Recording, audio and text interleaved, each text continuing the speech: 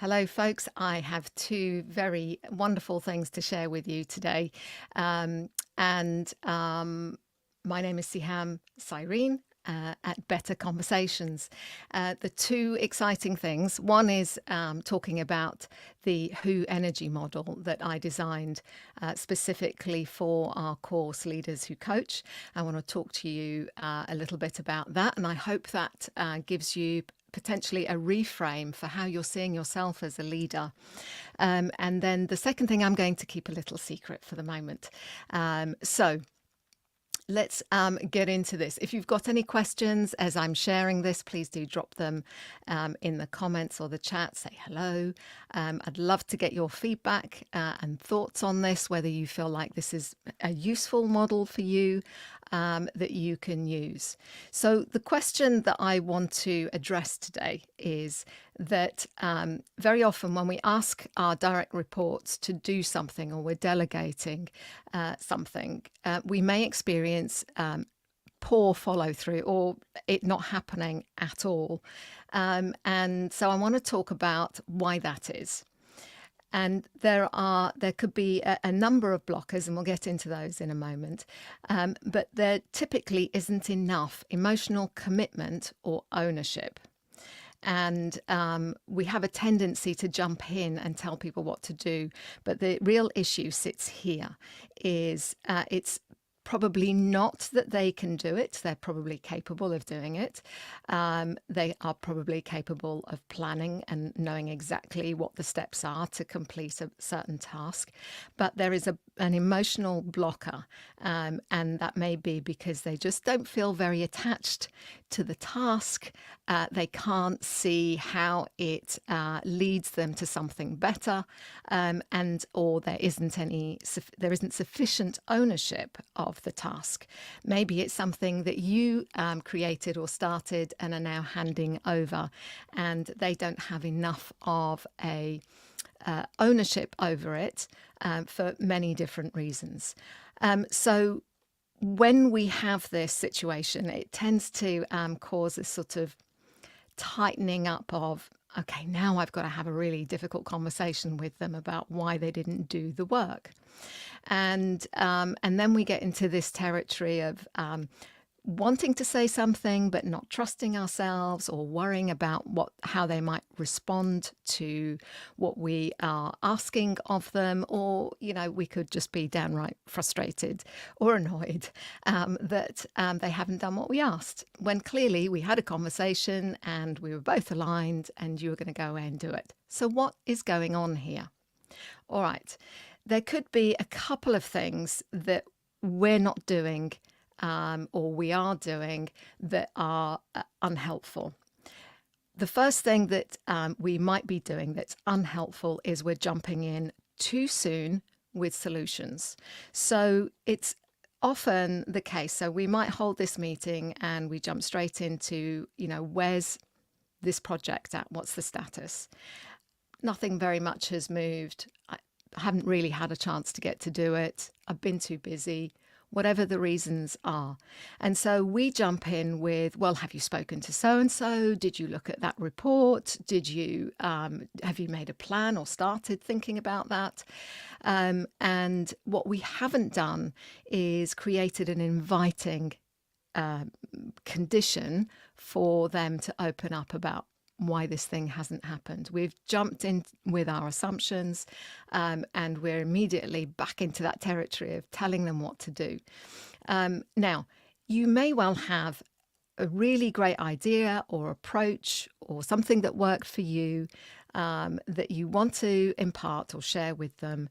And I promise you that moment will come later on in the conversation if you have done the inviting bit, if you have been exploring with them and finding out, what were the blockers, and really listening to those hesitations, those I don't really want to say, posturing, whatever that is. We're not listening for the real obstacles here.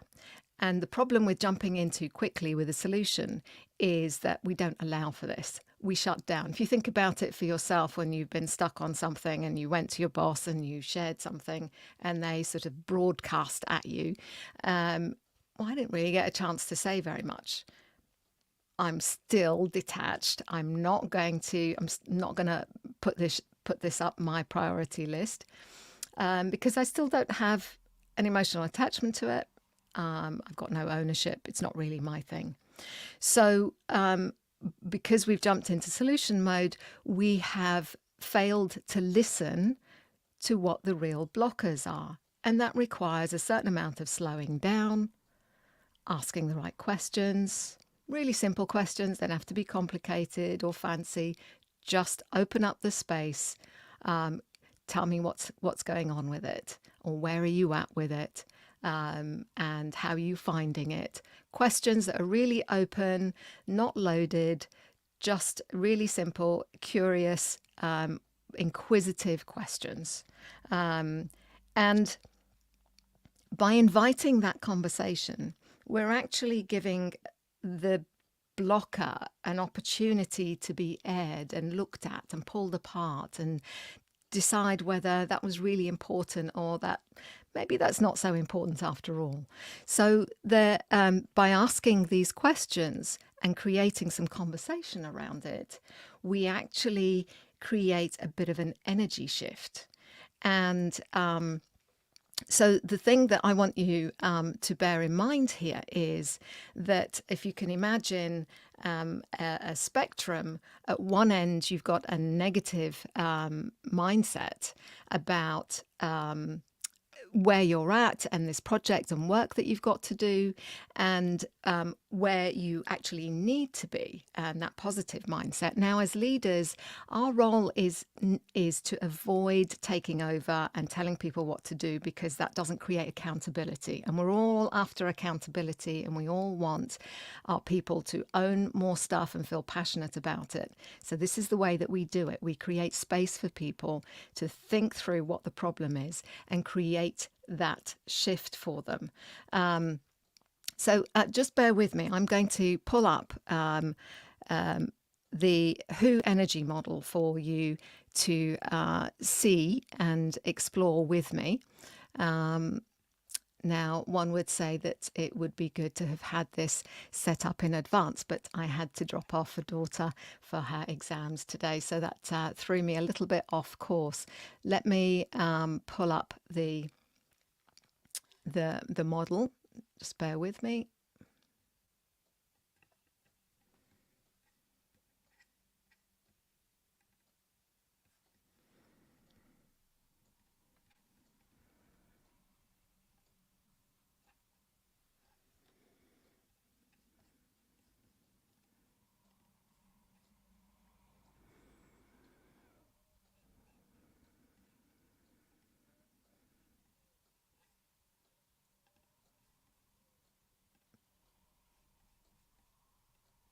Okay, here it is. So the Who energy model. So when we're in a good headspace, we can honor our values. Everything is good. We can achieve what it is that we know needs doing.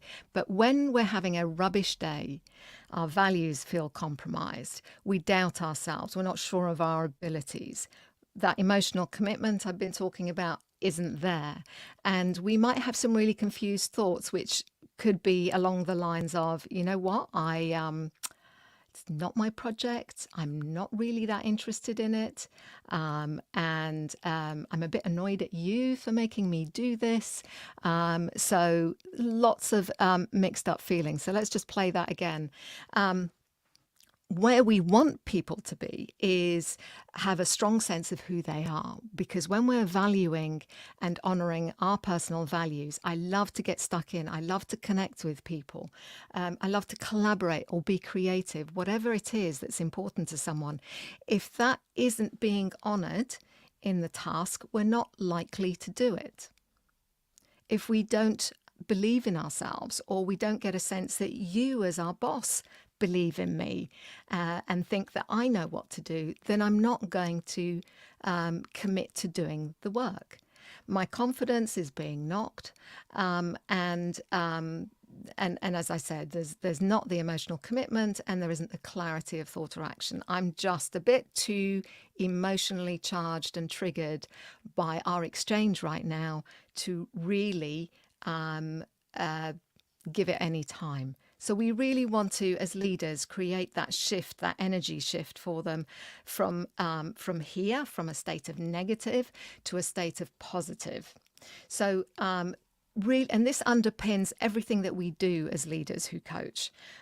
So and truly, the problem, you know, the who positive in particular, or getting to a state of who positive, sits at the heart of the problem and the solution. Because the easy thing to do is to do the planning, to do the tasks, to execute on things. If you've got the right people in the right roles and there's a strong skill match to, you know, from their ability to what they are tasked to do, then that part of it, the how and the what, is easy for them to do. We don't need to tell them or spend any time, waste any time telling them how to do that part of it.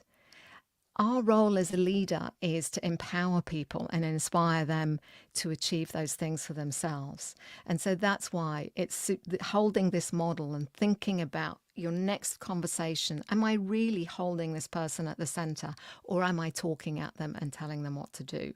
Because if I'm doing the latter, then the result is going to be the same. No movement. But if we can hold that space and make them feel heard and help them think through what they need to do, then we can create that movement. It may not be instant, but it's for sure a really strong positive shift in their energy.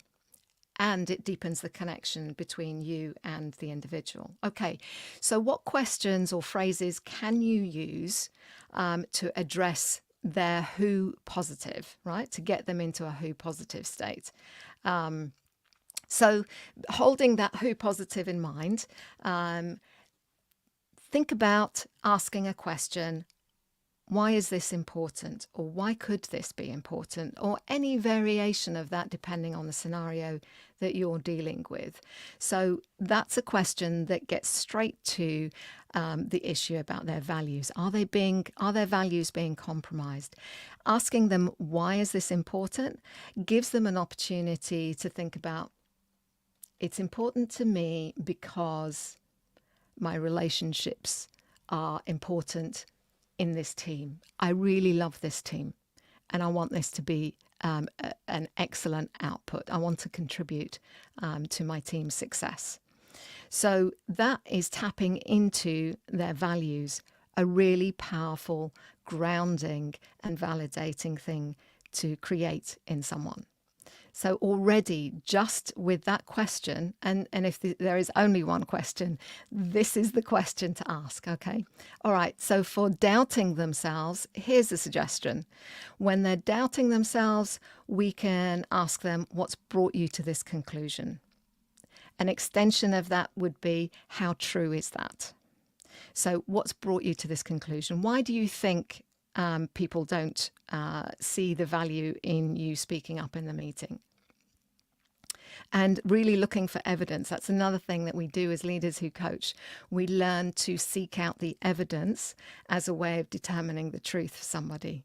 So how true is that? How can you find out whether that's really the case? What steps could you do that put you back in control and exercise some choice that allow you to determine if that's really true? All right, so the next one, for feeling uncertain of their abilities, so this is a confidence thing, where's your hesitation coming from?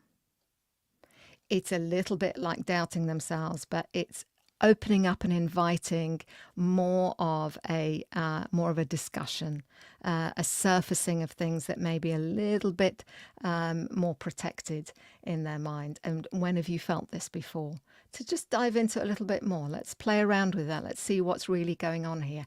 Is this a pattern for them? And maybe just you asking that question creates that or grows their awareness of what may be going on for them there.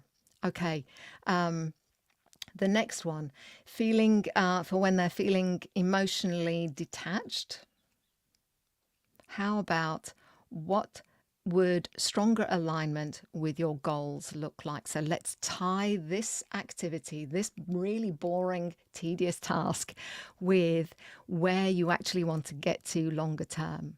Is this helpful to actually show that you can do this, that you're strong in this, that you're capable in this space? Do you need to demonstrate that in order for me to then give you more responsibility, more exciting responsibility, more interesting work to do? Because if I can rely on you to do this, then I'm going to come to you with more opportunities in the future. So helping them think about, what would a stronger alignment with your goals look like, is a really lovely question to help them understand, how does this fit in the context? How important is it to them? Okay, and then finally, for confused and conflicting thoughts, tell me more. How would you like to explore those? And this avoids us assuming, jumping in and going, well, I thought that they were probably just confusing, or they have an issue with that person, so I assumed, that this would be the better approach. Let's back away from that. Really try and understand, get them to articulate what would be the best way to explore, to unpick or unpack this jumble of thoughts. Where should we start with that? And that allows them to focus on what's really important here. They will know what's important. You just got to create the time and the space, and a little bit of silence helps in there as well, to just allow them to process their thoughts, because then it will come out more easily, and they'll share that with you. A really important factor in building trust with people. Okay, so that is the Who energy model. I hope that helps you kind of reframe in your next conversation. Put that person at the center of the conversation. Think about who they are being in that moment, and think about what they're saying. Listen really carefully, watch their body language, their posture, read as many signals as you can, and just open up with inviting questions. Create that safe space for them to talk, and don't judge them. Don't judge them. We've all been there. We've all been, we can have the most negative thoughts and unhelpful thoughts that in a better headspace, we kind of, we wish we hadn't. That was a complete waste of time. Why did we think that? That was unfair. So we're very good at telling ourselves off, or having blaming ourselves. So don't worry about that bit. We're more than capable of doing it ourselves. We don't need you as the boss to do that for us. So hopefully that is a useful model for you to play around with. And of course, if you'd like to learn more about that, you can follow the links that we'll provide for more details on that. Okay, the secret bit, now not so secret, is a long-term project that we're really excited to share. We have finally, I get asked a lot by leaders, how do, let me just remove this off here. How do I have that conversation? What do I need to say? And then what do I say next? And so this really got me thinking. It very much fed into the development of the Leaders Who Coach course. But now you have something that you can access, and I'm really excited to share with you. So the Better Conversations rulebook is on pre-order now. As an ebook on Amazon. If you pre-order it now, it will drop in your Kindle on the 1st of March. Whoop, here I am. And it is packed with phrases, and let me move this over here so you can hear me and I don't disappear. It's packed with phrases and questions that leaders who coach practice daily. There's 88 of them, and they are throughout the book. And here's an example of what you can expect to see um, in the ebook. Example phrases with explanations as to how you use them, why they're important, the nuance of them. So you've got explainers for the questions. This example here is about how you socialize ideas, how you do the creative alignment in a conversation to get buy-in, and how you do the contracting at the end, which is super important to what we've been talking about today. The contracting part will be another video for sure. Contracting is super important in conversations. We think we do it well. There's definitely room for improvement, and it would avoid the situation where somebody, or would lessen the instances where somebody hasn't done what you've asked them to do. So loads of questions in there to help you with those conversations around productivity, accountability, ownership, commitment, and growth. And that's not all. We have a special companion mini course that you can access from the 1st of March, when you get yourself the book. There's plenty of information and resources and references. I explore the personal values and blind spots throughout, as I do the Who energy model is explored. The whole of the book is based on how do you put someone at the center of the conversation, and it's really leveraging that and reminding us of that Who energy model along with all these questions. So it's a mini course that you can join for free, and it will take you through the very lovely exercises of discovering your personal values and your blind spots. There is also a 7-day personal values challenge if you want to up your game on those things as well. So from the 1st of March, that will be available. So there you have it. I definitely feel like this is the book that I wish someone had put in my hands many years ago as I started my career. I hope this does the same for you at whatever stage you're at, whether you are new into the workforce or you've been in a leadership role for some time and feeling like you're winging it and not really knowing how you should be doing things. A really, really common thing to feel, so don't feel bad about that. I hear this all the time from leaders. They've been in the role, got several years under their belt, but still don't feel like they really know what they're doing, or that they may be missing a trick, that there might be something they could do better, which is a wonderful place to have that awareness, so that you can do something about it, because from there you can grow. If you don't have that awareness, much harder to see the path forward or be drawn forward by the excitement of growing. So 2 really important things today. I hope they're useful to you. Do check out the links.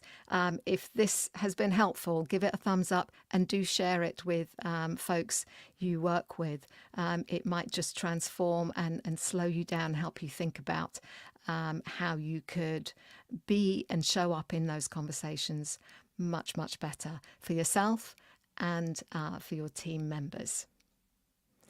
Follow me on LinkedIn. I'm live here on LinkedIn weekly on Wednesdays, it seems. So thank you for joining me, and do let me know if you have any questions. Bye for now.